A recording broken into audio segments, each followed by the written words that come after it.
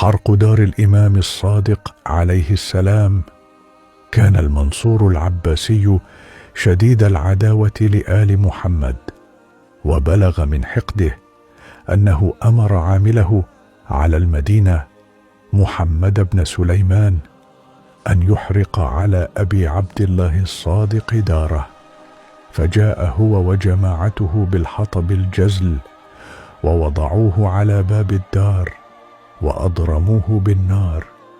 فلما أخذت النار ما في الدهليز تصايحت العلويات داخل الدار وارتفعت أصواتهن، فخرج الإمام الصادق عليه السلام وعليه قميص وإزار وفي رجليه نعلان، وجعل يخمد النار ويطفئ الحريق، وهو يقول: أنا ابن محمد المصطفى، أنا ابن علي المرتضى، أنا ابن فاطمة الزهراء، حتى أخمد النار.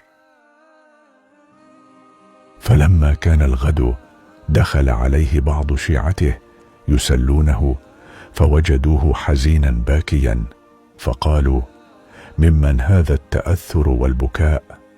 أمن جرأة القوم عليكم أهل البيت؟ وليست هذه المرة الأولى التي تحرق فيها دوركم.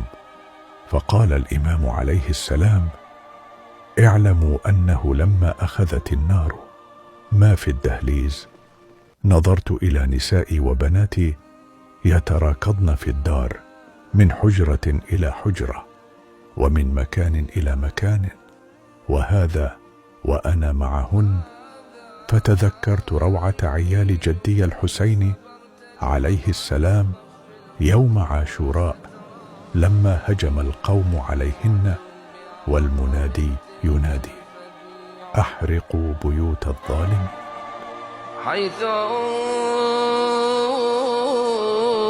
الحسين على الثرى خيل العدا طحنت ضلوعه، وإمامه وغريب